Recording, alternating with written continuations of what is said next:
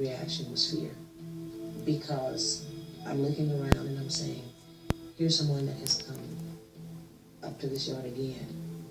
But all at the same time, that gave me hope, thinking that, okay, they're ready to bring Chad home now.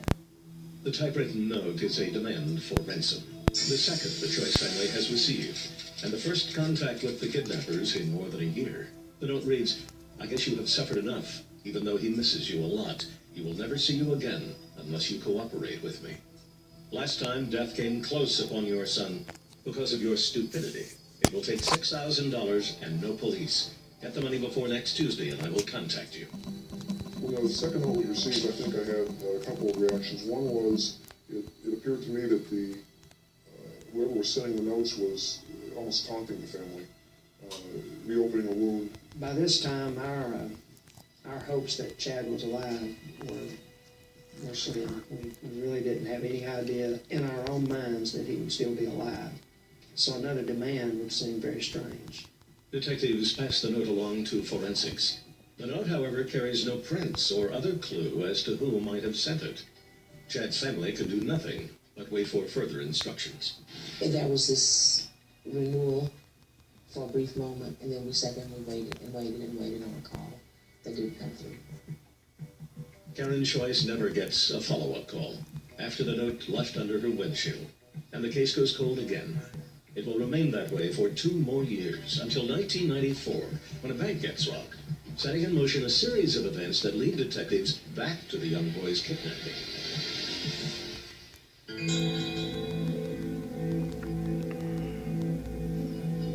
Hard by a set of railroad tracks sits the United Heritage Federal Credit Union. On the afternoon of July 21st, 2 men enter the union. Both are wearing masks and carrying guns. A few minutes later, they leave with more than $8,000. FBI agent Jim Mendez and Tyler police detective Bill Horton worked the case. For Tyler, Texas, any bank robbery was a big deal. Tyler's not a big town.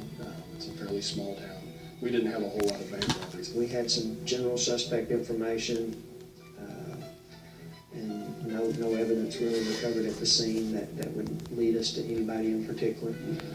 The investigators' best lead, a partial tag number of the getaway car scribbled down by a witness.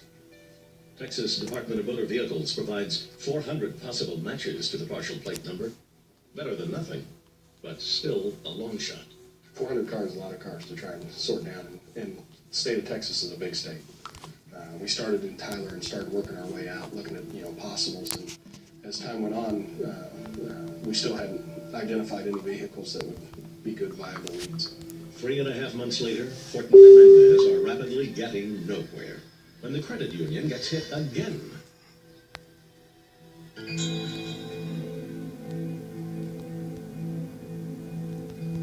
It's 2 in the afternoon on November 8th, 1994, when the tellers at United Heritage replay a nightmare. For the second time in 3.5 months, 2 men enter the union wearing masks and carrying guns. The exact same credit union gets robbed. Again, it's the same thing. 2 men come in with their faces covered up, carrying weapons, immediately rush the tellers, catching them off guard, and demand money. It was our belief that probably the same 2 people were responsible for it. It happened in the same manner.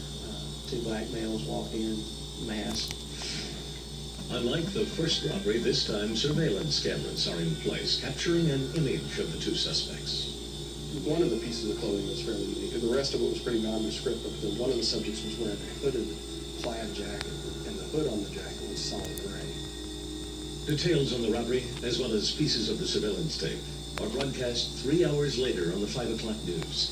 Tyler Patrol Officer Luis Correa is at home watching when the tape catches his eye. Then they show the bank robbers wearing ski masks. Well, the bank robbers, one of them was exceptionally tall, the other one was shorter.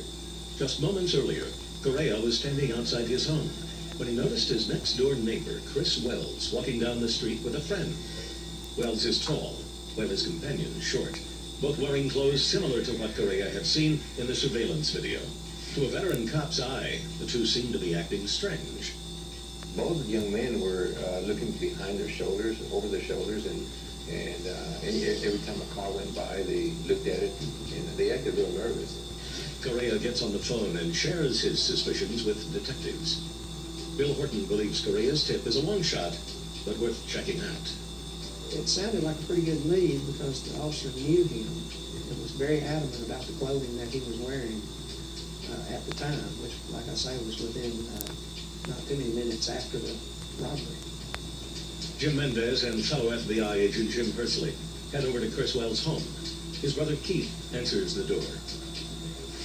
Almost immediately, investigators catch a glimpse of a hooded sweatshirt, similar to the one used in the robbery. Then they show Keith a photo from the video surveillance.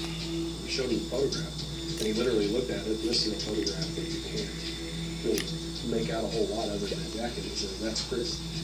Chris Wells is arrested and brought downtown for questioning.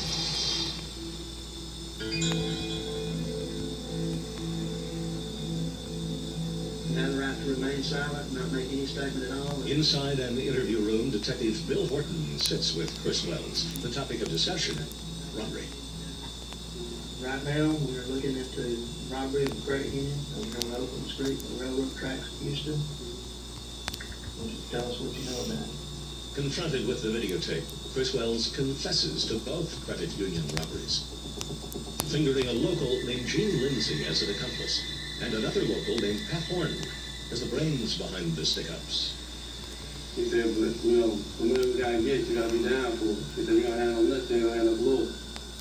2 days later, Gene Lindsay sits in the same room as Chris Wells. He, too, is eager to talk, admitting his role in both credit union heists, and then going further with a story of another crime.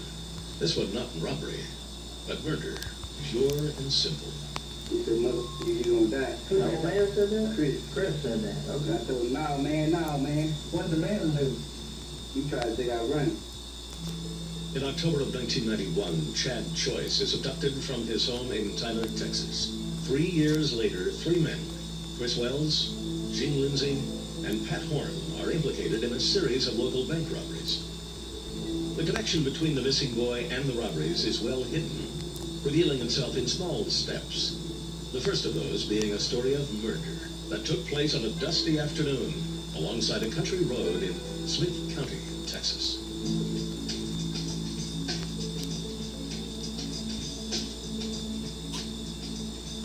It's a quiet morning, and Patrol Officer Melody McKay begins her day driving through the larger part of Smith County. Her route starts in Tyler and heads south towards Lake Palestine. This morning, like most, is reserved for checking in with local fruit vendors, most of whom set up along a stretch of Highway 155. One such vendor is 80-year-old J.C. Levasseur. Mr. Levasseur, along with several other gentlemen, used to sell produce along the side of the road. And, of course, in daily duties, you're just riding around talking to people, and sometimes I would stop in and buy produce or just stop in and talk. As McKay arrives, she notices Levasseur is just setting up his stand for the day. I stopped and talked to him because it was payday, and I said, well, I'll be back. I got to get my check cashed, and I'll have some money, and I'll come back and get my produce. The officer says goodbye to Levasseur and continues her patrol, never imagining the next time she saw J.C. Levasseur, he'd be a murder victim.